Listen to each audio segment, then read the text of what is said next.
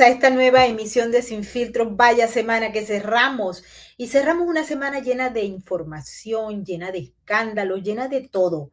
En estos momentos, Delcy Rodríguez está en India y ella está haciendo unos negocios que, bueno, los venezolanos nunca nos vamos a enterar exactamente qué es lo que está ella firmando por allá, pero lo que se ha dado a conocer y lo dio a conocer fue el gobierno de India y la representación de India, es que Delcy está firmando acuerdos y que Venezuela pasó a ser el tercer país que le entrega petróleo a India. Es un momento que creo que si se manejara en un futuro con el nuevo gobierno que algún día vamos a tener, bien, pues estaríamos hablando de una gran posibilidad porque el hecho de que Venezuela sea el tercer proveedor de petróleo de India va a generar fondos y esos fondos, si se administran de la manera como se aspira que sean administrados, puede traer algún tipo de beneficio para los venezolanos que en estos momentos están sufriendo de hambre, de miseria y que no tienen servicio. Bueno, es destacar que el gobierno de los Estados Unidos tiene un fondo económico con los dineros que vienen de la venta de petróleo, de la venta de oro y de la venta de gas.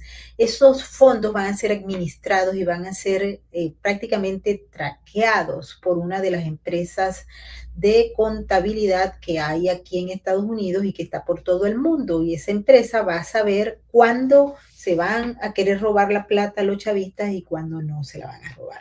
Una de las razones por las cuales ese dinero no se ha metido en el sistema es justamente porque no existe ningún tipo de garantías de que el dinero no vaya a ser robado. ¿Robado por dónde? Por todos estos grupos y estas organizaciones y particularmente la arquitectura que creó el chavismo para apoderarse del dinero proveniente del petróleo, de las rentas y también el dinero proveniente de la industria criminal, que ellos se lo hacen. Y porque se lo hacen, pues aquí está Maduro, está Alex Saab y están muchos otros. Por cierto que en las redes se ha regado un comentario bien interesante, más que todo no necesariamente una información real, sino que se ha regado por parte de un ex funcionario del gobierno que este sujeto podría ser invitado a venir a acompañar a Maduro a la cárcel, que por cierto en estos momentos, muy a pesar de que hay el verano ya se está aquí, ya prácticamente la primavera se está yendo, ahí dentro de la cárcel hay frío todavía. Se mantiene el frío y eso no debe gustarle mucho a Nicolás Maduro y a Cilia Flores, tampoco al Pollo Carvajal y a todos esos criminales que están allí adentro donde tienen que estar. También vamos a hablar hoy de lo que está pasando en Colombia. Vaya que Colombia está enredado y también tenemos este fin de semana elecciones en Perú. Todo indica que Keiko Fujimori podría ser la nueva presidente en Perú, pero no se sabe porque la izquierda también tiene ese juego que siempre se maneja. Así que vamos a tocar todos estos temas y vamos a darle la bienvenida a Bernardo de Navas Jaramillo que nos acompaña esta tarde. Feliz viernes, Bernardo, ¿cómo estás? Hola, Maybor. Un saludo muy especial para ti, para toda la audiencia. Muy complacido de estar hoy en el programa. Sí, tienes una voz hoy sexy, sexy. No, es que he tenido un poquito de bronquios afectados, pero bueno, ya nos vamos mejorando. Así es, y queremos darle la bienvenida a toda la gente que se está comunicando y a nuestros maravillosos moderadores. Normita, muchas gracias por estar con nosotros. Lontan, mil gracias por estar allí en este equipo que dice la verdad y que no vende humo. Empecemos por Delcy, Bernardo, porque, a ver, las petroleras indias han dado un respaldo a Venezuela, consolidando que, y eso lo ha dicho el gobierno indio, por eso más o menos le creemos, ¿no? Que es que Venezuela se convirtió en el tercer proveedor de compras puntuales en medio de la crisis del Medio Oriente. Delcy estuvo hoy con reuniones en muchos lugares allá en India, pero se reunió particularmente con las empresas petroleras y el sector de hidrocarburos, donde estuvo también presente el ministro indio de Petróleos y Gas de New Delhi, se llama Hardeep Singh Puri, que dijo justamente que van a haber muchas más negociaciones con Venezuela, que se va a ampliar todos los contratos en el ámbito energético, que India va a ser un socio confiable y que conceptualmente, pues Venezuela, en las actuales circunstancias y con los cambios que se han dado, va a ser un socio confiable y por eso ha instado a las compañías petroleras a seguir invirtiendo en Venezuela, no solamente en petróleo, sino en gas. Esto no podría haberse dado, Bernardo, si no hubiese estado allí antes que llegara Delcy Marco Rubio. Las importaciones mensuales promedio de India para India desde Venezuela han pasado en el último año a 1.047.148 toneladas métricas en abril, que es lo último que se conoce.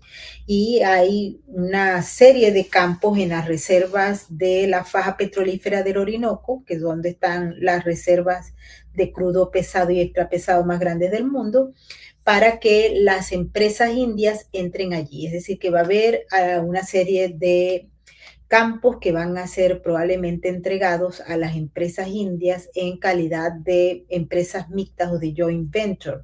Y por supuesto también Delcy se reunió con el primer ministro Narendra Modi, que dijo que estaba ampliando esa línea de inversión.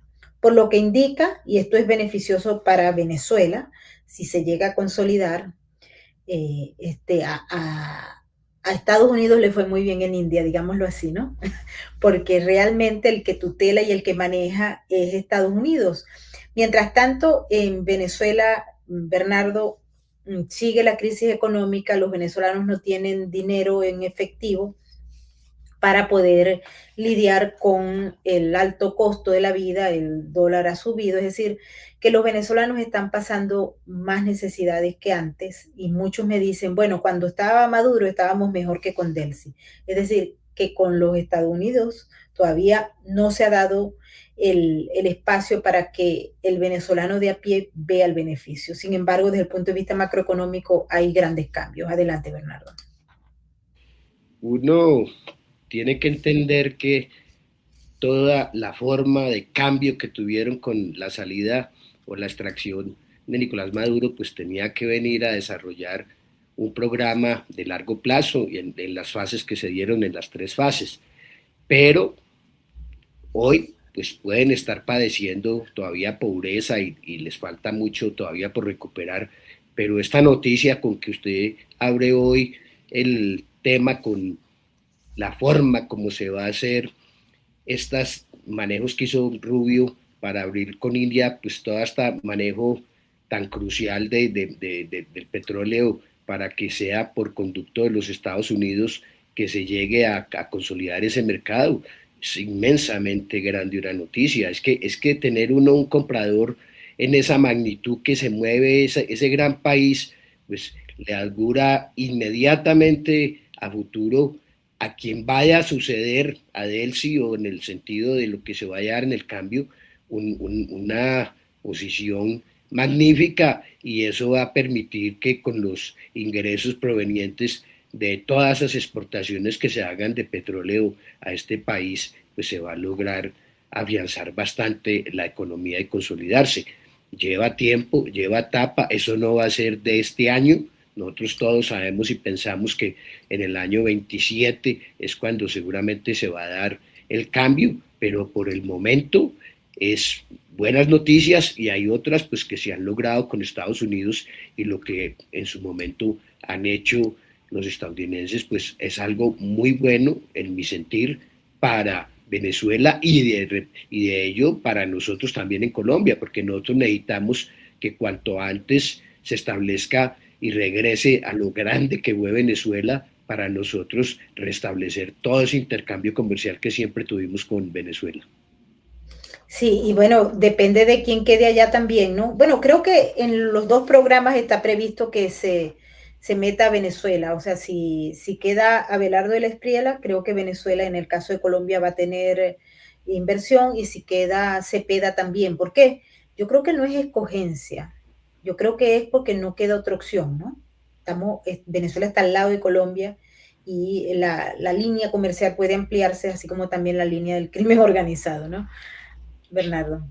Es fundamental restablecer nuestras relaciones nosotros muchos años atrás prohibíamos bastantes bienes a Venezuela, bastante intercambio, la balanza comercial nuestra era muy satisfactoria y por estas circunstancias políticas y todos estos desenvolvimientos que se dieron, pues Colombia terminó muy afectada y nosotros éramos un magnífico socio comercial con Venezuela y lo vamos a hacer. Yo parto de la premisa que quien llegue al gobierno indiscutiblemente tiene que fortalecer ese lazo con Venezuela y tiene que ayudar a todo el tema fronterizo que padecen los colombianos y los venezolanos en unas temáticas que hoy son materia de una intranquilidad muy grande por la inseguridad, pero eso solo se logra combatir con desarrollo y con trabajo y con producción. Así es. Bueno, fíjate que en el movimiento que se está dando en Venezuela, hoy se anunció que JP Morgan Chase y Jeffrey Financial Group van a hacer unos viajes a Venezuela ante la creciente demanda de los inversores por conocer de primera mano los esfuerzos de Venezuela para reactivar su economía, rica en petróleo, y por supuesto también se han dado pasos para que se produzca una reestructuración de la deuda que ha invitado. La reestructuración de la deuda se va a dar con un escritorio jurídico de aquí de los Estados Unidos y con empresas que yo les estoy metiendo el ojo porque no estoy muy segura de que sean del todo limpias, pero ese es uno de los requerimientos, ¿no? Hay que estar en la OFAC para poder proceder, pero hay una reestructuración de la deuda y llama mucho la atención porque esto significa que existe un interés progresivo por parte de inversionistas, ya que son los, por ejemplo, el JP Morgan, Bernardo, es el banco más grande de los Estados Unidos y se ha informado que esta semana van a Venezuela para trabajar, están organizando unas visitas con unos clientes muy ricos que tienen interés en ver de primera línea qué es lo que está pasando en Venezuela, en qué se puede invertir y todo lo que representa ese proyecto de inversiones que está garantizado por el gobierno de los Estados Unidos. Aquí hay que recordar que la deuda venezolana, que está en un proceso de reestructuración, repito, con empresas y bancos de aquí de Estados Unidos, es una deuda de 170.000 millones de dólares. Se dice fácil, pero vaya, eso que se haya empezado a reestructurar la deuda ha tenido un efecto positivo porque hubo un repunte en el valor de los bonos en situación de impago y eso hace que haya alguna gente que está por ahí en algún lugar y que no se les conoce la cara, que están ganando dinero, Abelardo. El proceso de reestructuración de la deuda tuvo, y esto prácticamente creo que fue el gobierno de los Estados Unidos quien lo plantea, está asesorado por Hogan Lovells, que es una de las organizaciones jurídicas de aquí de Estados Unidos más importantes. Pero hay una empresa que se llama Centerview Partners, que van a ser como los asesores financieros que están llevando a cabo la reestructuración de la deuda, que llevaron a cabo, por ejemplo, la reforma y estructuración de la deuda en Grecia, pero que no sé, a mí no me termina de convencer, pero ya veremos, ya veremos. ¿Cuál es la deuda de Colombia exactamente, Bernardo? Nosotros tenemos una deuda grande, no recuerdo la cifra actual, pero jamás igual a la que tiene Venezuela, pero ustedes tienen un activo muy grande y es que las reservas de petróleo son de tal magnitud que eso aguanta cualquier reestructuración financiera. O sea, a futuro, téngalo por seguro, con estos asesores que acabas de mencionar, ese banco se van a establecer en Venezuela y empiezan de nuevo a llevar en grande, a recuperar a PDVSA y a poner a caminar todo lo que fue la grande Venezuela cuando tenía su producción en cantidad. Pero nosotros pues sí tenemos una deuda que estamos muy cerca de, estamos en nuestra economía un default, pero el monto exacto no lo tengo acá presente, pero Te sí lo voy es, a decir, te lo voy a decir para que te dé un ataque. La deuda externa total, tanto pública como privada, de Colombia son 146.800 millones de dólares. Equivale al 53.8% del PIB. ¡Wow! Es más grande que la de Venezuela, porque la de Venezuela, la deuda consolidada está calculada en 170.000 millones de dólares. Pero está es entonces, bastante. está primero Venezuela. No, está primero Colombia, porque Colombia tiene A 246.800 doscientos millones. cuarenta y seis mil, pensé que 146.000, doscientos No, cuarenta y seis y mil. la de Venezuela son 170.000. Así es que es más grande la de allá, más grande Pero la de allá. nosotros no tenemos todo ese petróleo para poder buscar una recuperación pronta de esa deuda. Acá hay mucho optimismo de lo que puedan hacer quienes lleguen a gobernar, pero va a ser muy complejo en la división como nos encontramos y yo no sé cómo va a ser fácil poner en ejecución un proyecto de recuperación. Me confío, sí, por el conocimiento de José Manuel eh, Trujillo, que si llega a salir en un momento determinado la fórmula de él con Abelardo, pues él tiene gran experiencia en manejo de hacienda pública, ha sido ministro de Hacienda y por supuesto puede tratar de organizar con un buen equipo una actividad de recuperación. Ellos lo mencionan y son optimistas, pero eso es como todo en la vida, el papel aguanta todo, pero cuando Sí, usted va a ponerlo en práctica es cuando le surgen todos los altibajos, los pormenores, los peros, las dificultades, las licencias, todo se vuelve complicado. Y lo más complicado que va a haber aquí es que el país va a estar dividido, el país queda dividido con los resultados de esta sí, elección. polarizado por completo. Mira, te voy a dar un dato para que tú lo tengas acá. Dice que Colombia debe más dinero en términos absolutos que Venezuela, pero su economía es más grande y tiene más acceso a financiamiento internacional. Venezuela tiene una deuda muchísimo menor en dólares, pero su PIB es reducido, que la carga relativamente de la deuda entonces pasa a ser extraordinaria. Hay muchos analistas en Venezuela que están planteando que a raíz de la reestructuración soberana de la deuda, entonces va a ampliarse, es decir, que puede haber un mejoramiento en relación a lo que es el PIB y el monto de la deuda. Esto también con la participación del FMI que va a entrar nuevamente en Venezuela. Acuérdense que los chavistas se habían ido de allí y ahora Trump le está metiendo, Trump que termina Marco Rubio, el virrey Marco Rubio, lo está incluyendo, pero definitivamente cuando uno ve el movimiento que vaya el JP Morgan, por ejemplo, también se está haciendo un trabajo sobre lo que va a ser el retorno de los aeropuertos de Venezuela a categoría 1 para que pueda haber vuelos directos desde Estados Unidos y ya se habló, va a ir las autoridades estadounidenses a Venezuela y van a verificar que esté todo en orden, es decir, que todo se haya recuperado todo lo que es necesario para garantizar la seguridad. En los actuales momentos, Venezuela tiene categoría 2 y eso limita el uso de aeronaves extranjeras, pero dicen ellos, no sé si es verdad, ya los Estados Unidos estuvo por allá un grupo que estaba supervisando para poder subir el nivel a categoría 1 y de tal manera abrir las rutas a todas las ciudades donde se pueda cumplir con los requerimientos. Esto también creo que es importante en el marco de este proceso que se está dando porque, a ver, nosotros tuvimos los aeropuertos totalmente vacíos, descongestionados, en el sentido de que no iban porque había prohibición. Esto es un asunto que va. A ver, te dice Carmen desde Brasil, Bernardo, el problema en Colombia es la mayoría de los presidentes han estado involucrados en el narco, el candidato Petro, el Tigre, son todo el mismo, sí, es la triste historia, lamentablemente, ¿no?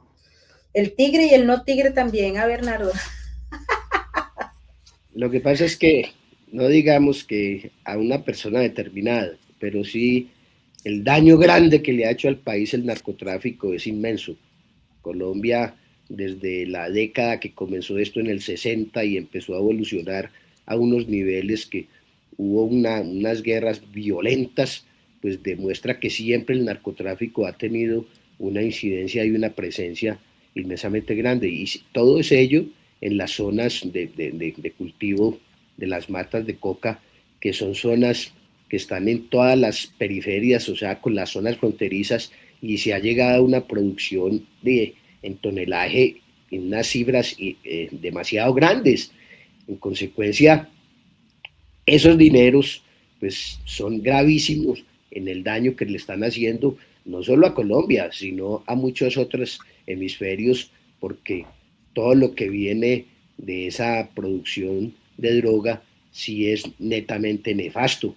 Y mucha gente cree que las personas que se acercan a trabajar de una u otra manera con esos grupos, pues creen que pueden obtener muchos beneficios, pero a la postre terminan es involucrados en problemas complejos y en operaciones que tienen que ser muy minuciosamente revisadas. Aquí en Colombia las cifras son astronómicas de lo que se está moviendo por el narcotráfico, y eso significa que han movido también muchos proyectos y han tenido muchos gestores en convalidar esos capitales e incorporarlos a la economía.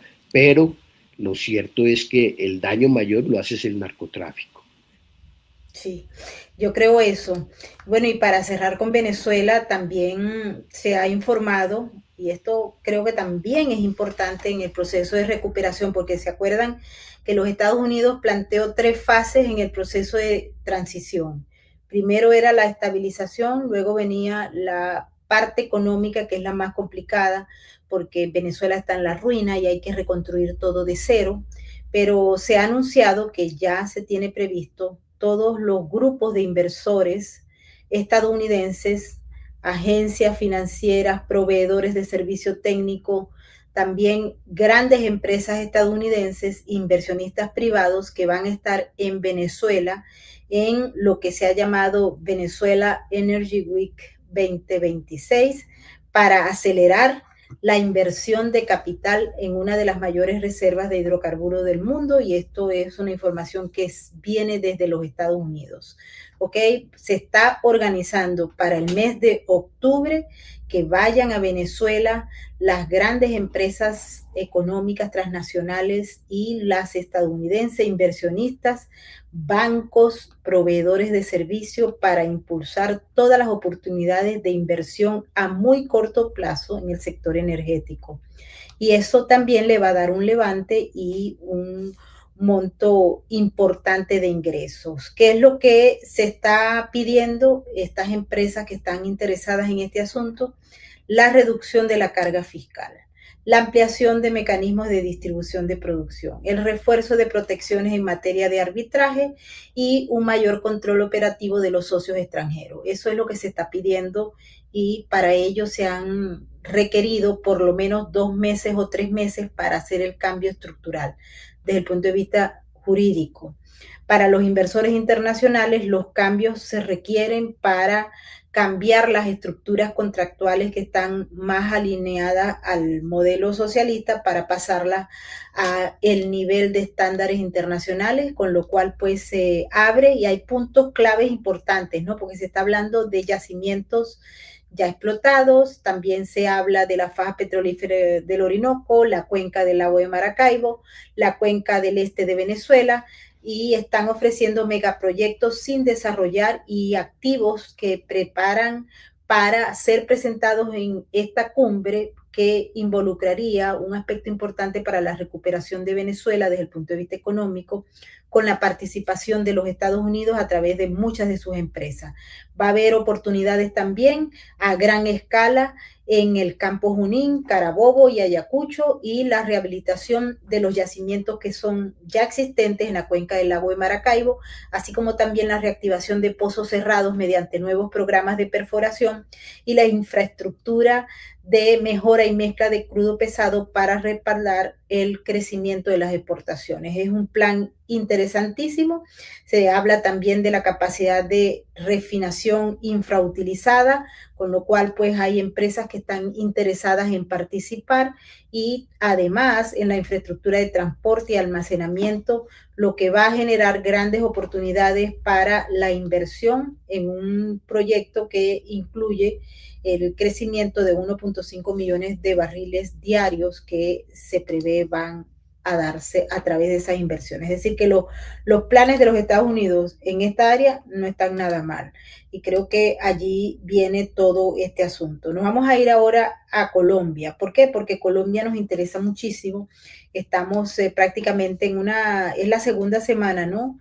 Es la primera semana, faltan 2 semanas para las elecciones, ya cruzando esta, y han ocurrido muchas cosas en Colombia. Yo quisiera que nos hablaras, por ejemplo, de lo que pasó con la Corte Suprema, es decir, que ellos ratificaron, la Corte Suprema, la sentencia contra Santiago Uribe, que es el hermano del expresidente Álvaro Uribe, y esto ha generado mucha controversia. Yo creo que es bueno entender qué fue exactamente lo que pasó y particularmente, Bernardo, ¿por qué pasa ahora? Esa siempre va a ser la pregunta que va a quedar en el ambiente, porque la Corte Suprema de Justicia no esperó que pasara el debate presidencial para haber sacado la sentencia y haber sacado esa decisión. Esa decisión, pues guste o no, repercute indiscutiblemente en el comicio en curso. El expresidente Uribe es una persona de todos conocida, ampliamente conocida, con una trayectoria política grande y el manejo que se pueda dar con esta decisión que hace la Corte Suprema, que lo hizo en términos supremamente rápidos, o sea, ese expediente llevaba muchísimas carpetas, muchísimos folios, muchísimas intervenciones, como para que se hubiese dado una decisión tan rápida. Ya el presidente pues deploró el hecho de que se ha dado esa sentencia. Su abogado sacó un comunicado donde deja saber que seguirán buscando hacer uso de todos los mecanismos legales para poder ver y demostrar que es un injusto fallo y que tratarán de buscar otros escenarios. El abogado Víctor Mosquera hoy hizo un planteamiento grande de que y comparó lo que fue en el pasado, lo de Arias también para ir a lucharlo afuera, pero lo cierto y lo evidente es que siempre va a quedar el interrogante de por qué la celeridad con que se dio esa respuesta. Y allí, pues obviamente, la concentración mayor se da y lo vinculan con la supuesta muerte que pudo haber tenido con él un conductor de un bus, cuando el mismo presidente, cuando dio su declaración, dejó saber que esa circunstancia en que había fallecido ese conductor del bus había sido fruto de una persona que había estado vinculada con las fuerzas militares antes y que había buscado a los sicarios y nada tenía que ver con su hermano. Pero acá, en esta larga decisión que tiene 605 páginas, pues se hacen todos estos análisis y se llegan y concluyen que él sí tiene que ver con el tema de la conformación de los grupos de los 12 apóstoles y lo sentencian desde luego o confirman la sentencia que pues estaban queriendo tumbar. Muy complejo, muy delicado. No hay satisfacción en muchos medios académicos y en muchas entidades de opinión sobre la oportunidad que se ha dado esta decisión, pero pues que la podían adoptar, sí, la podían adoptar, y la adoptaron, y los fallos, pues como lo dice el comunicado de la defensa, hay que cumplirlos, en el sentido de acatarlos, que es un ejemplo que siempre ha dado el doctor Granados frente a las decisiones que le involucran, bien sea que salgan favorablemente o que le salgan desfavorable. Pero ellos dejan conocer lo injusto del fallo y van a insistir en sus medios para lograr revocar a futuro esta postura. No va a ser nada fácil, pero ya la situación se dio y eso va a repercutir de una y otra manera en el proceso electoral en curso. Sí, es bien complicado lo que está pasando. También nos llamó la atención, Bernardo, el hecho de que la Fiscalía haya solicitado declarar como personas ausentes a 7 cabecillas de la segunda Marquetalia en el caso de magnicidio de Miguel Uribe Turbay. Esto sigue andando y nosotros no podemos olvidar que la violencia política está presente no solamente en Colombia, también está en Ecuador, en Brasil y en muchos otros lugares, pero aquí se nota que este evento tuvo una repercusión en el proceso electoral que se está dando, Bernardo. Así es, y hay otras implicaciones, porque si bien los autores materiales se han identificado bastante y ya ha habido condenas al respecto, lo cierto que es que no está muy claro la autoría intelectual, porque tratan de ponerla en cabeza de la Marquetalia, pero también hay tesis que discrepan de esa situación y creen que hay que profundizar más allá. La familia, inclusive el padre, pues tiene también reparos en muchas cosas, pero siempre ha estado colaborando con la Fiscalía a que se esclarezca este tema, pero este magnicidio tenemos que llegar a conseguir el autor o autores intelectuales, porque sí fue de inmensa gravedad lo que le hicieron a Colombia de privar esta mente tan privilegiada que era Miguel Uribe Turbay.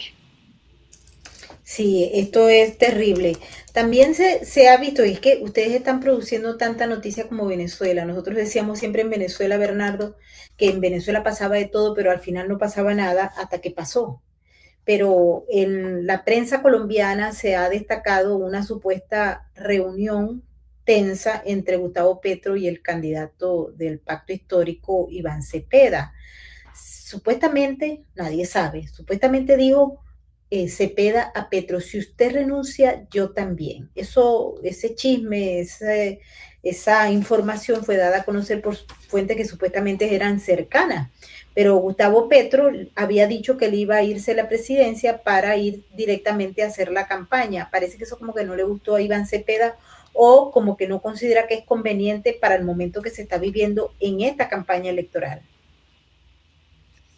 Por supuesto, Cepeda obró muy bien, porque es que cuando ustedes recuerdan esa X o el post que sacó el presidente Petro larguísimo, donde dejaba Sí. saber que podía renunciar y podía irse a dirigir la campaña de Cepeda, pues eso no le gustó nada a el candidato y tuvieron un encuentro donde este fue enfático, según lo que dejaron conocer en un medio periodístico, de que le dejó saber que si él persistía en la idea de renunciar y venir a eso, pues que él se retiraba y renunciaba también. O sea, a él no le aceptó bajo ninguna circunstancia que se viniera a meter en la campaña de él.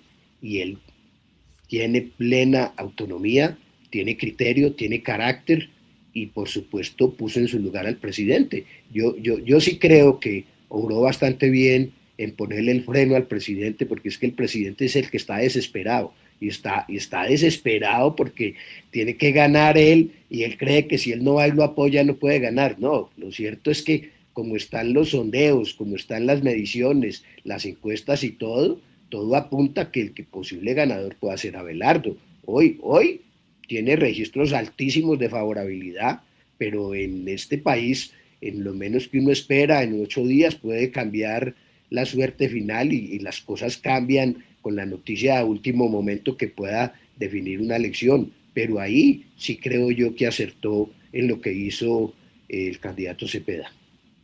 Sí, por cierto que Gustavo Petro viene a visitarnos a Nueva York, porque él ha confirmado, va a estar aquí en Nueva York porque hay un evento para la toma por parte de Colombia del Consejo de Seguridad de las Naciones Unidas, va a ser un acto protocolar y él va a venir a dar tal vez su último discurso, ¿no?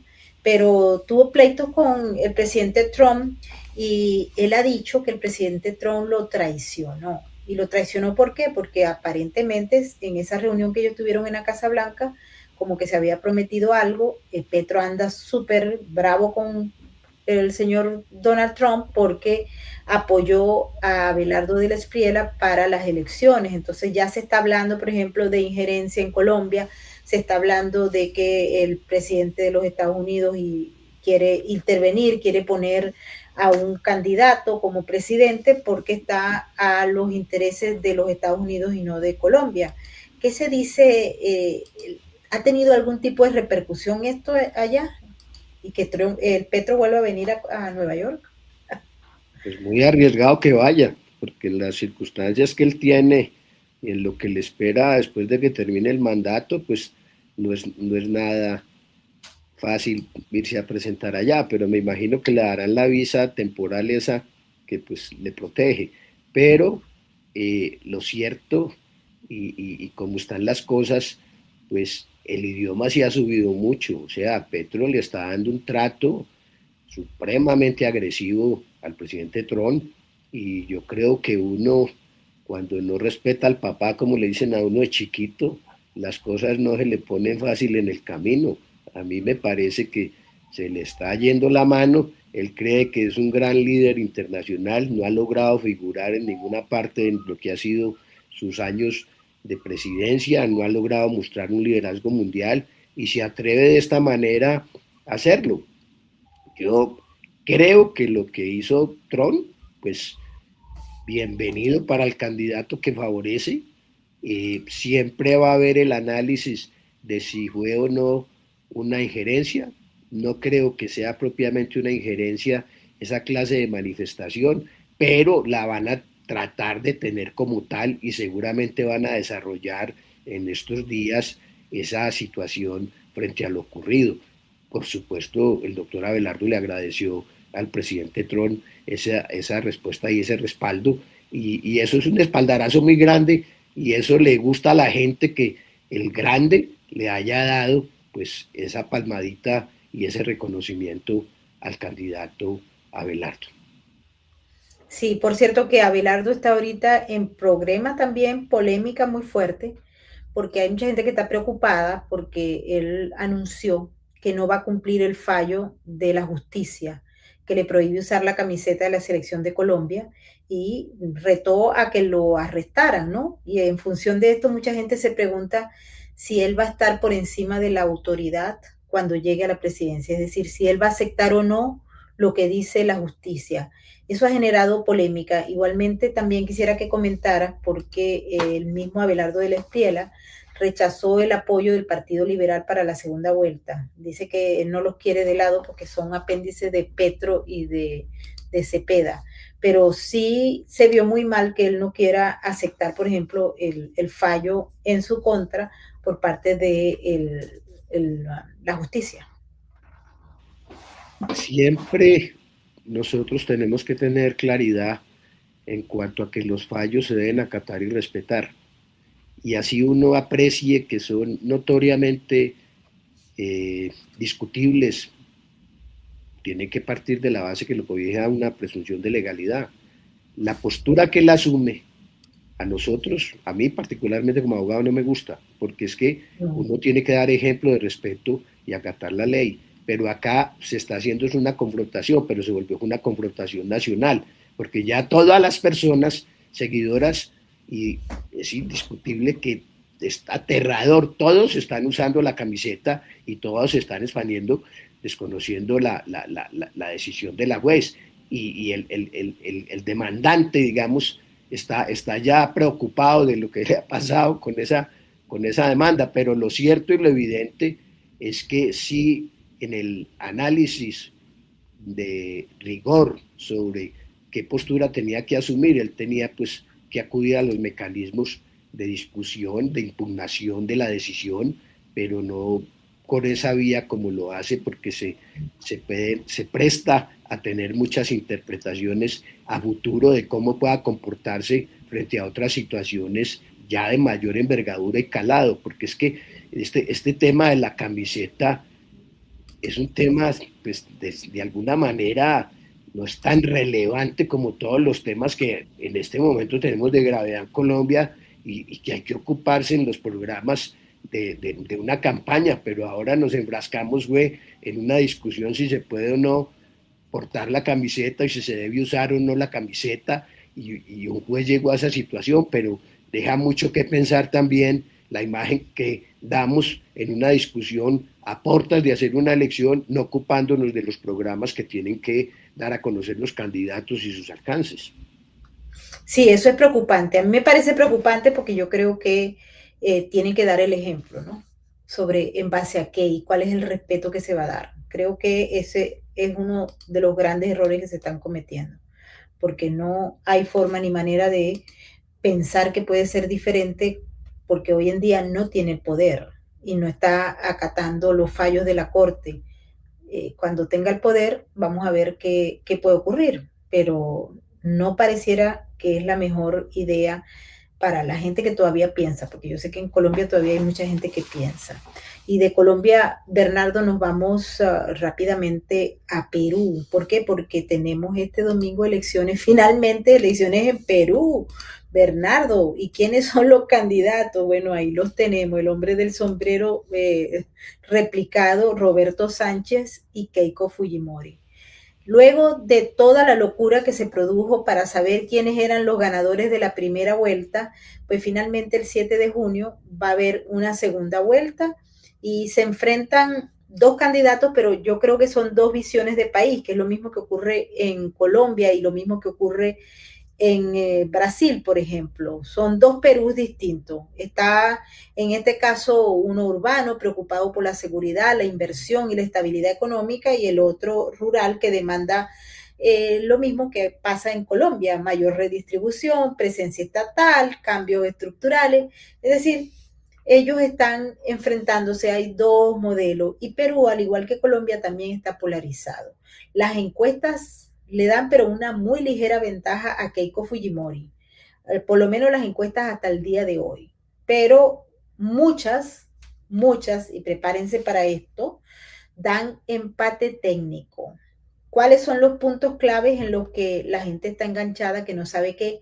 Y recuerden que en este caso en particular hay un grupo que no estaba metido en la foto, que son los que van a decidir.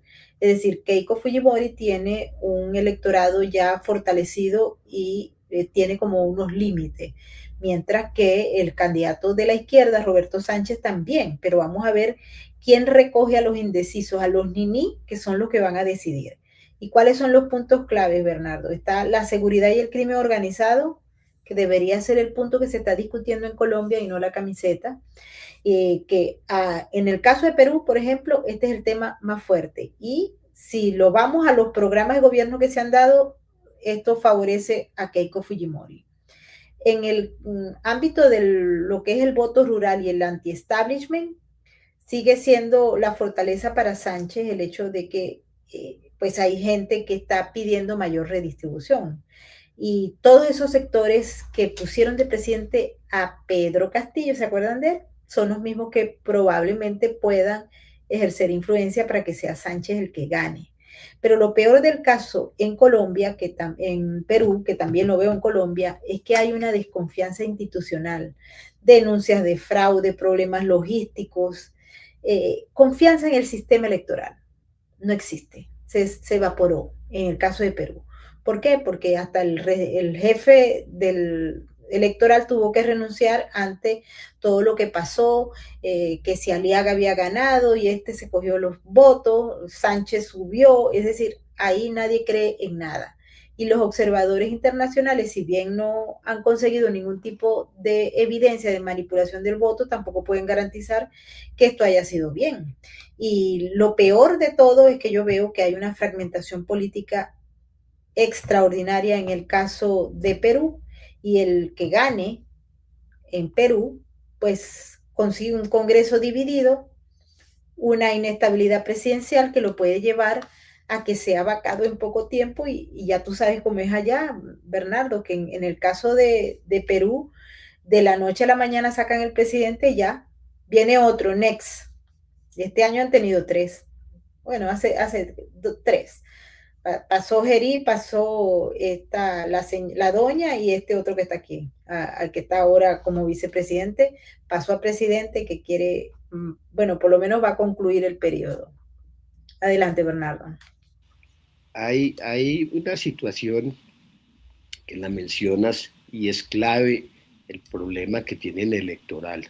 O sea, esa elección pasada y eso pasaba los días y eso cambiaba uno y otro y nunca se sabía y eso se volvió un desorden de muchos días y yo creo que hay una desconfianza muy grande en lo que va a ser esta elección y cómo se pueda entregar el resultado. Acá en Colombia, ustedes vieron cuando vivimos el proceso de la primera vuelta, que el voto informado, o sea, el que es el preconteo, que es el de transmisión, lo teníamos 2 horas después de haberse depositado, 3 horas, o sea, eso se conoció rapidísimo. Sí. Y eso es un ejemplo que es muy difícil que puedan decir que algo se dio cuando la registraduría nuestra nos actuó tan bien. Y por supuesto, uno quisiera que eso aconteciera en Perú. Yo no sé, pero tengo un pálpito de que ese empate técnico que están allí es un mal síntoma de lo que pueda venir. O sea, no me gusta, no me gusta. A mí tampoco, y además que en ninguna de las encuestas hay un porcentaje importante para Keiko. Es decir, ella tiene una ventaja, pero es muy pequeña. Y este hombre puede, fíjense, y volvemos a quedar en lo mismo, porque este es otro Pedro Castillo, es que podemos quedar en lo mismo porque los que van a decidir son los niní, los que no votaron y que no han ofrecido ningún detalle de quién es quién. Y allá en Perú, bueno, el voto, entre otras cosas, es obligatorio, ¿no? Entonces, vamos a ver qué es lo que pasa. Pero yo no veo bien esto. De igual forma, nosotros vamos a estar con ustedes el día domingo para analizar lo que pasa en la jornada. Estamos muy seguros de que no vamos a conocer ningún resultado, porque estos se tardaron como unas 5 semanas para ver quién era el que había ganado en la primera vuelta.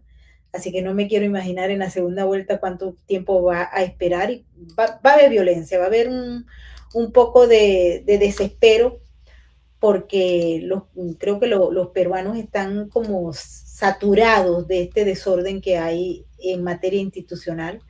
Y también, que es muy chévere sacar a los presidentes cuando se portan mal o cuando hay razones, pero no importa, porque a fin de cuentas eso trae una inestabilidad y un punto, otra más otra, más otra, más otra, y es increíble lo que pasa, ¿no? Yo siento que la democracia a veces está como entre las cuerdas cuando ocurre la posibilidad de que tú vaques al presidente cada cierto tiempo, y de allí que haya tenido, no sé, 10 presidentes en los últimos 10 años, es terrible que no le pase a otro país eso, ¿no? Lo cierto es que va a haber una confrontación en el escrutinio violenta, o sea, se van a terminar en una lucha jurídica en esos escrutinios. Y si se demoró eso en la primera elección que nos quedamos aterrados todos mirando ese resultado, acá puede acontecer algo similar y eso no es garantía para un sano debate electoral y no es garantía para que se tenga tranquilidad en lo que va a ser a futuro la gobernante o el gobernante elegido. O sea, sí es bien inquietante y preocupante esa situación y vamos a ver el domingo cómo va a concurrir, pero lo cierto es que así elijan uno u otro, no es que vaya a durar mucho, porque es que allí sí los tumban muy rápido, o sea, es impresionante el historial que tienen de caídas de los presidentes. Sí, es impresionante. Y cada día, mira, nosotros estábamos allá en Perú justamente el día que cayó Dina Boluarte. Habíamos salido de Lima, estábamos en una especie de viaje al Cusco, y cuando estaba toda esa gente en la calle, todo el día nos anuncia una persona de la embajada, nos dice, miren, cuidado porque se huele que la presidente la van a vacar. Y en efecto, estábamos regresando y tuvimos que caminar mucho porque habían unas manifestaciones y se cayó el gobierno, se cayó el gobierno así de una, y metieron al otro Jerry que duró casi nada, ¿no? También, ¿no? ¿Qué dicen las encuestas de las elecciones en Colombia? Te pregunta Carmen. ¿Qué dicen las encuestas? Ya nadie cree en encuestas, by the way.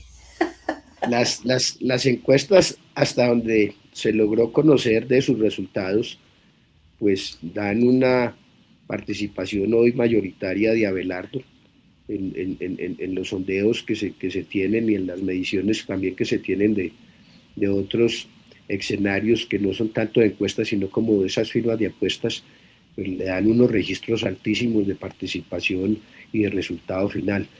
Entonces, él lidera en este momento, eh, pero uno no puede dar nada por descontado en esta situación. Pero si se comporta como lo dijo la gran encuesta de Atlas Inter, que lo tiene hoy también superando por encima del 50% que vaya a ganar, pues se le ve que se proyecta como pueda ser el futuro sucesor de Petro. Lo cierto es que aquí hay mucha incertidumbre en lo que se viene.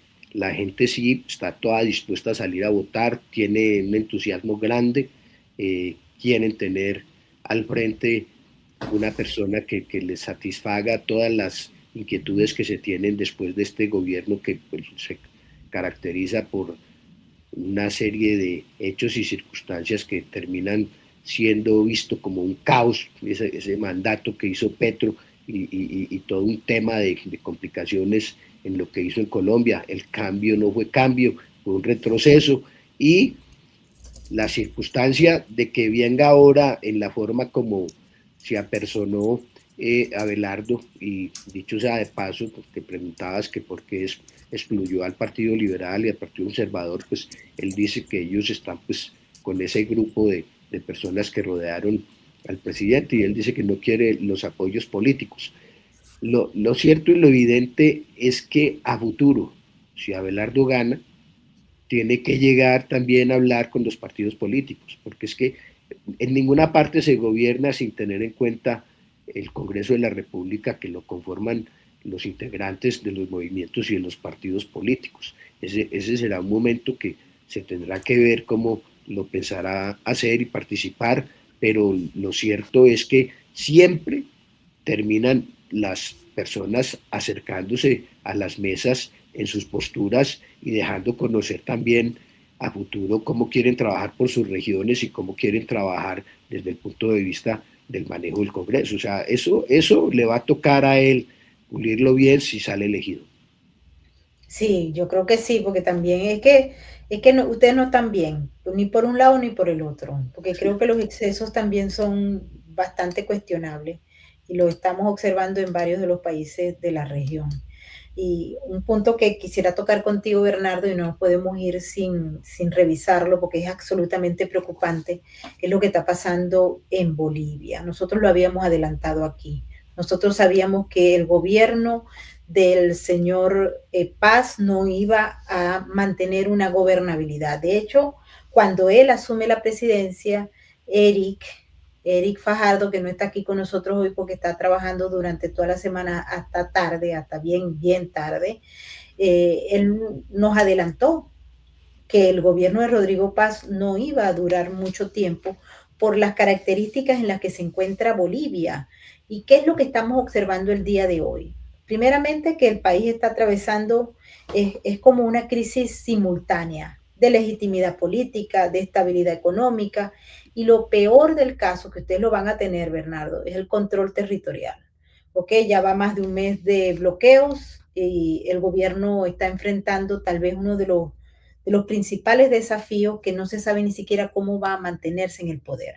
¿Por qué los bloqueos? Los bloqueos quitan autoridad al gobierno. Es decir, los bloqueos empezaron y empezó el deterioro económico porque no pueden transportarse los productos, no hay productividad, el aumento del costo de la vida se vino, escasez de combustible a raíz de los cambios que se quisieron permear en el gobierno y medidas de ajuste económico que no fueron aceptadas por la población que está acostumbrada a los subsidios, que está acostumbrada a otro tipo de política económica. Y eso tal vez es uno de los puntos que también Abelardo va a enfrentar, porque una cosa es prometer que vas a cambiar la economía y otra cosa es enfrentarte a las estructuras ya previamente establecidas, jerárquicas desde el punto de vista del subsidio que aparecen, pero si además esta economía va ligada al crimen organizado, la cosa se pone peor, que en Venezuela también está ocurriendo y puede explotar, aunque hay un caos controlado en estos momentos, puede explotar. El tema de Evo Morales, a ver, que ustedes lo van a tener también. Él sigue continuando en el centro de la política, él no es presidente desde el 2019, hay que recordarlo, pero él sigue siendo el gran factor de desestabilización de Bolivia. El otro, Arce, está preso, ¿ok? Luis Arce está preso, el expresidente. Pero Evo Morales, que es expresidente del 2019, no está preso. Él está dirigiendo las protestas, está trabajando con sus aliados que conservan capacidades de movilización de sindicatos, de campesinos, organizaciones indígenas, que ustedes la van a tener también, y los sectores mineros. Morales está denunciando y hoy salió a señalar que el señor Rodrigo Paz lo quiere entregar, lo quiere extraditar a los Estados Unidos. Esperamos que para que le haga compañía a Nicolás Maduro, porque ellos son muy buenos amigos. Pero Evo Morales va a alborotar el avispero antes de que se pueda producir una posible extracción. Y decimos posible, ¿por qué? Porque aquí se hizo investigación, no hay ninguna acusación abierta formalmente en su contra, no hay expediente, pero sí sabemos que hay investigaciones y hay mucha gente que ha venido a sapear, como todos los sapos de la región han venido a sapear. Entonces, cuando uno revisa eso y le pone la lupa, uno dice, ¿cómo se le pone el cascabel al gato en este caso? Porque es una crisis sistémica. Y esa crisis sistémica ha llevado a que los Estados Unidos, por ejemplo, prometan comida, prometan alimentos, prometan ayuda. Rodrigo Paz se está acercando peligrosamente a ese estado de sección y también hay una fractura en las Fuerzas Armadas y la posibilidad de que ese estado de sección genere un poco más de crisis. Él está tratando de que haya diálogo, pero los sectores que están en descontrol no quieren diálogo. Quiero mostrarles, y Bernardo, quiero compartir contigo un informe que nos parece muy interesante. No vamos a presentar todo el informe, pero sí un poco de este informe. ¿Qué es lo que nos dice este informe, que es de un estudio del Centro de San Martín? Nos trae a colación un elemento que nosotros siempre hemos trabajado y que es muy peligroso, Bernardo. ¿De qué estamos hablando aquí? Y como esto siempre es una cátedra, nosotros siempre les damos clases, pero el informe de San Martín nos trae un elemento clave que tiene todas estas variables que estamos viendo en Bolivia y se llaman guerras civiles moleculares. Esto es un concepto viejo de un alemán que se llama Hans Magnus Enzensberger. Pero cuando uno lo observa y lo aplicas al terreno de Bolivia, tú te das cuenta que existen las condiciones para que haya esa guerra civil molecular. Y la persona que está encajando, que ya venía produciéndose, ¿ok? Porque recuerden el caso de García Linera, de todo lo que ha pasado por allí, René Zabaleta, han pasado mucha gente. Pero observamos que Evo Morales es el conductor de esa guerra civil molecular disipada. Y esto va a traer consecuencias, porque no sabemos cómo se va a parar. Él tiene el control del Chapare, que es el lugar donde, como ustedes tienen, es la zona controlada por los carteles y es donde se produce la cocaína. Y esto, el control de allí y todo lo que representa el manejo de los grupos, hace que sea extremadamente complejo, inclusive para los mismos Estados Unidos, poder manejar una crisis de esa naturaleza. Esto está preocupante, Bernardo. Ustedes lo tienen más cerca que nosotros a Bolivia, aunque los bolivianos los tenemos nosotros en el corazón, pero creo que esto está avanzando a un nivel que no se sabe si se puede parar. Y la única forma, que estábamos conversando con Eric Fajardo y con Hugo Achá, que también es boliviano, es que haya, si se alborota todo esto y se da en los términos que está planteado, que se alborote el avispero, tendría que requerirse de una intervención de los Estados Unidos y eso creo que no lo quiere nadie por allá, por Latinoamérica, ¿no? Luego de lo que pasó con Maduro, parece que hay una resistencia a que se produzca cualquier tipo de intervención por parte de Estados Unidos. No sé qué piensas tú. Bernardo, estás Eh, muy... Ahora yo, sí. yo pienso, primero creo que el delito por el que quieren juzgar a Evo Morales es por una violación de una menor, o sea, es hasta donde he leído En Bolivia, en aquí, Bolivia, aquí es, perdón, sí, sí, sí, en Bolivia, aquí es narcotráfico. sí, pero no creo conocer en Estados Unidos que tenga delito por el cual se pueda pensar que lo vayan a solicitar. O sea, no lo veo claro. Siento que es un país muy complejo, o sea, es un país bien difícil de manejar, complicado, y en ese dominio territorial que tienen están en un juego de yo trato de recuperar espacio y ellos tratan de mantenerlo, o sea, es complicadísimo. Eso nosotros podemos tener ese grave problema futuro también, como lo has mencionado, en ciertas áreas que nosotros tenemos ya muchos municipios de control de los grupos al margen de la ley. Entonces, yo sí pienso que esto va a ser muy difícil desatarlo, va a ser muy difícil resolverlo, pero ojalá el gobierno pudiera apresar a Evo y hacer en un momento determinado ese juicio que se lo lleven adelante en ese mismo país, o sea, de acuerdo con las garantías que haya. Pero eso es soñar, de cierta manera, en la forma como se mueve este personaje que todavía tiene mucho respaldo en mucha gente en Bolivia. Entonces allí uno tiene que estar muy al tanto de lo que vaya a evolucionar y lo que vaya a ocurrir, pero sí es muy grave la situación que están afrontando. Así es, si vemos el desorden gradual que hay en Bolivia, vemos todo lo que es la parte cronológica, cómo se han venido desarrollando los eventos, y por eso quisimos traer a colación este aspecto en particular, porque ese escenario, repetimos, no solamente se puede producir en Colombia, como lo hemos planteado, sino en otros países. Es decir, esto es una arquitectura del crimen organizado. Nosotros no podemos olvidar que dentro del juego del crimen organizado hay una simbiosis criminal de muchos de las organizaciones que hacen vida en la región. Por ejemplo, en el Chapare está el control territorial, por ejemplo, del PCC y el Comando Vermelho de Brasil, que acaban de ser designados organizaciones terroristas por el gobierno de los Estados Unidos, muy a pesar de que Lula no quería. Tuvimos un programa especial sobre este aspecto que los invito para que lo vean con Javier Bonilla, que es experto en la materia en Brasil. Esto lo hemos conversado. Aquí hay una arquitectura bien clara sobre las zonas que son medianamente liberales y las zonas que son simbiosis. Y el Chapare está allí.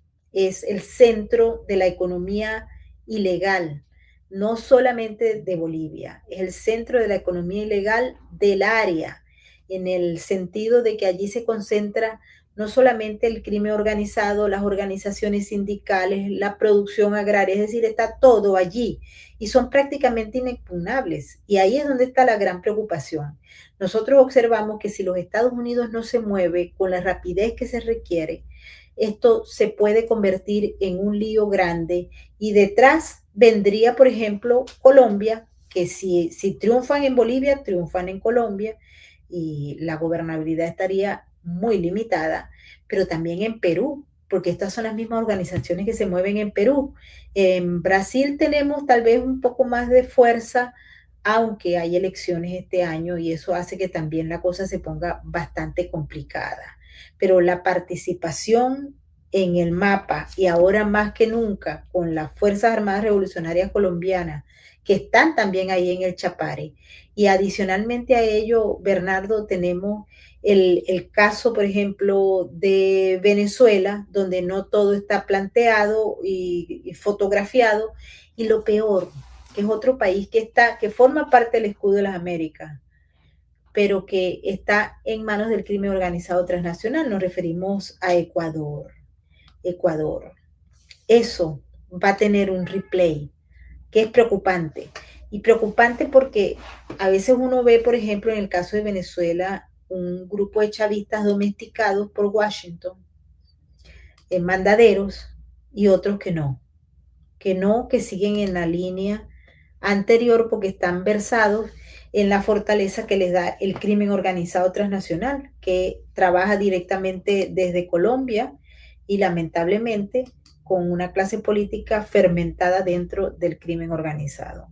Es terrible lo que está pasando, es el replique de mafias importantes, pero este estudio de San Martín, ustedes lo pueden conseguir desglosado en nuestro blog Venezuela Política para que entiendan todo el proceso, porque eso coincide con un trabajo que nosotros hicimos, es un trabajo académico, a la gente casi no le gusta leer los trabajos académicos, pero nosotros lo hacemos no para que lo lea el grueso de la población, sino los que tienen que leerlo, pero es sobre la forma como las corporaciones criminales transnacionales no se dejan quitar el poder, no se dejan quitar el territorio conquistado, sino que a veces se echan hacia atrás mientras pasa la turbulencia para luego venir con más fuerza.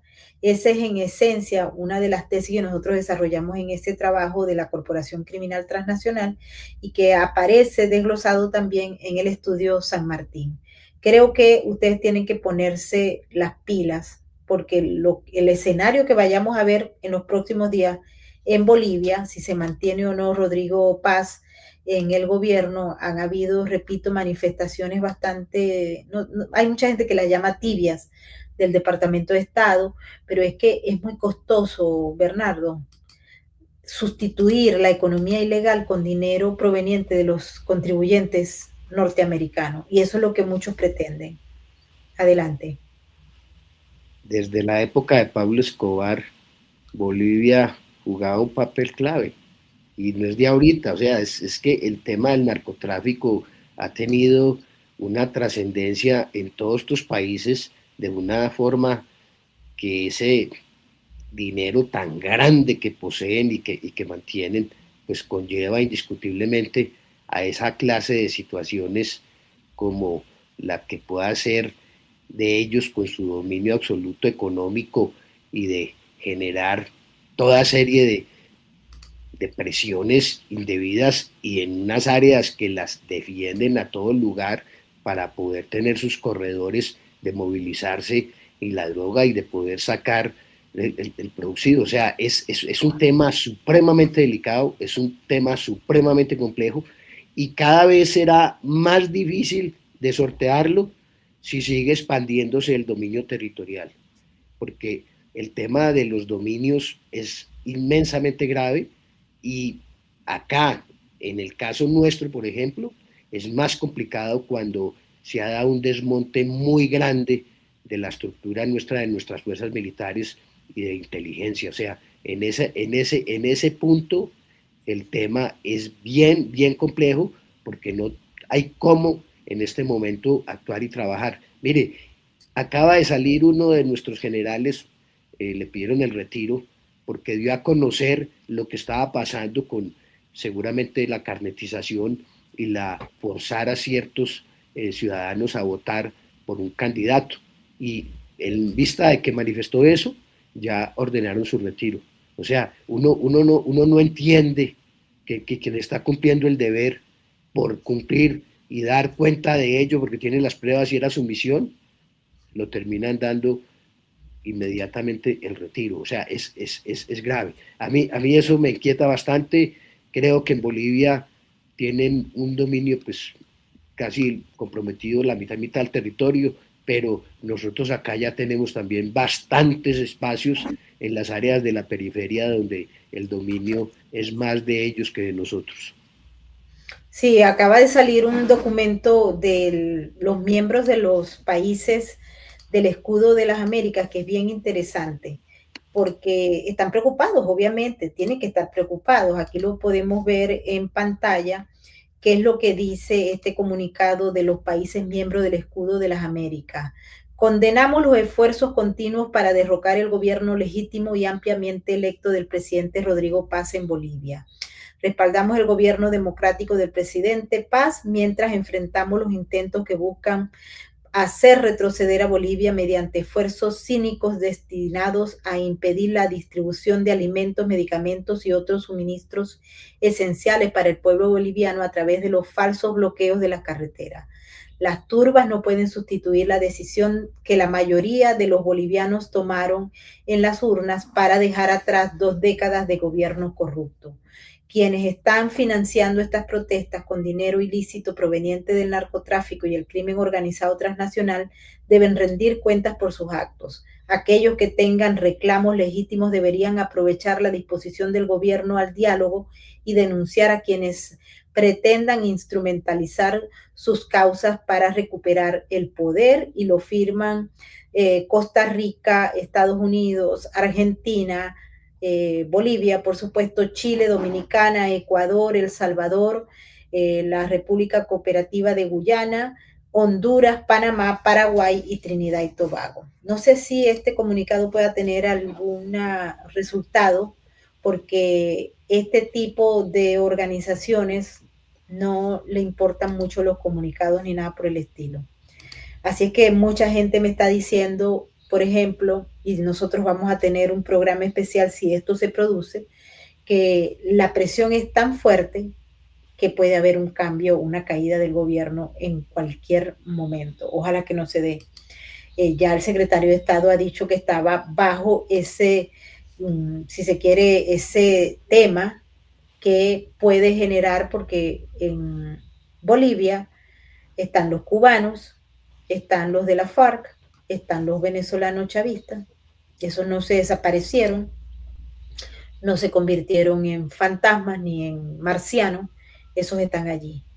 Y una vez que logren, si logran ese objetivo peligroso, van a andar moviéndose por toda la región para recuperar los espacios que el escudo de las Américas, la doctrina Monroe y la política de los Estados Unidos en la lucha contra el narcoterrorismo ha logrado recuperar en función de los intereses de la gente en cada uno de los países. Pero queremos mostrar este escenario para que sepan que no están bien las cosas, que el presidente Rodrigo Paz está en un candelero, y si esta gente, que no es fácil, no se va a echar para atrás, vamos a tener que presentarse dos escenarios que son terribles, Bernardo. Escenario número uno, que el presidente lo obliguen a renunciar. Es decir, que todo el colapso del modelo haga que el presidente simple y llanamente se vea obligado a renunciar. O lo otro es que justamente la gente del escudo de las Américas participe y active. Pero Bolivia no es una crisis local. Los escenarios convergen en política hemisférica, la estrategia de Moscú y La Habana en América Latina, sin olvidar a la China, y la nueva guerra contra el narcoterrorismo que está a medio andar. Así que si esto no regresa, fíjense que el planteamiento que se alborota es el hecho de que la DEA va a regresar a Bolivia. Recuerden que Evo Morales echó la DEA de allá, igual que lo hizo Hugo Chávez, y ahora está regresando. Y uno de los primeros elementos que vale la pena recordar, que también enervó a mucho, fue el arresto de Marcé en marzo del 2026, el narcotraficante que fue hallado en territorio boliviano y fue entregado por el gobierno de Paz. Y esto los carteles no se lo perdonan. Así que esto está en plena efervescencia, y ojalá que todavía haya chance para evitar el colapso. El eje Caracas-La Habana sigue en el Chapare, el Brasil con todo su comando Vermelho y el PCC, el comando de la capital, también están allí presentes, así como también los grupos de guerrillas, tanto de Ecuador como de Colombia. Y esto hace que el lugar sea simple y llanamente un hervidero, vamos a hablarlo así, un hervidero terrible. Así que no creo que vayamos a salir por lo menos organizados en esto, aunque tenemos la fortaleza que definitivamente el presidente Trump ha dicho que va a ayudar, pero no se sabe ni cómo. Así que, Bernardo, te dejo con esta preocupación adicional, pero ten presente que Colombia ni siquiera firmó la declaración. O sea, ahí está pintado en nuestro país. Es que ellos no son del escudo de las Américas. No, por eso, o sea, usted no vengan de igualados. Hemos sido perjudicados internacionalmente nosotros con este gobierno que ya pronto va a concluir.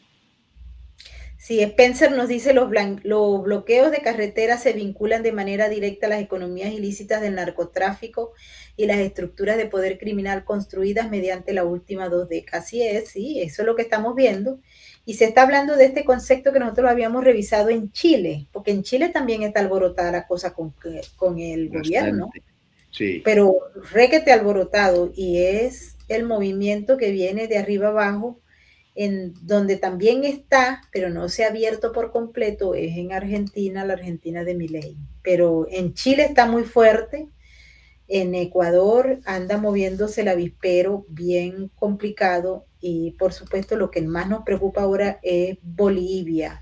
Bolivia, Spencer, en el Chapare la presencia del Estado es limitada y opera bajo sus lógicas sindicales y de vigilancia comunitaria. Morales se encuentra políticamente refugiado y declarado en rebeldía allí. Y bueno, ojalá que lo traigan para acá. Aquí lo vamos a esperar y les aseguro que si llega aquí ustedes van a tener la mejor información sobre ese aspecto. Plomo parejo entonces, demasiados países. Sí, demasiados países. Es que está. Yo creo que por ahí viene esas revueltas y por eso yo veo a algunos malandros todos tranquilazos. Pero bueno, seguiremos este análisis, Bernardo, en la próxima emisión. Yo les deseo a los colombianos que piensen muy bien, porque En vienen eso momentos estamos difíciles. y hay que contribuir al análisis del voto, pero yo creo que aquí las cosas ya han pisado un terreno bastante avanzado para apoyar a una de las candidaturas. Veremos a ver lo que resta. Las elecciones son el 21 en la segunda vuelta, pero se inician una semana antes en el exterior, o sea que si uno cuenta ya, estamos encima de las elecciones porque comenzarían el 14 en lo que tiene que ser ya la votación y hoy estamos pues ya a escasos días de eso y acá en Colombia pues en junio siempre hay puentes y ahora crearon hasta otro festivo más, o sea aquí yo no sé qué es lo que le encuentran tan agradable a estar haciendo los líderes en el mundo casi de los festivos que nosotros tenemos, qué barbaridad todas las que tenemos. Sí, pero bueno, hay que seguir, Bernardo. Los buenos somos más. Un Sí, abrazo y recupérate pronto. un gusto, gracias. Bueno.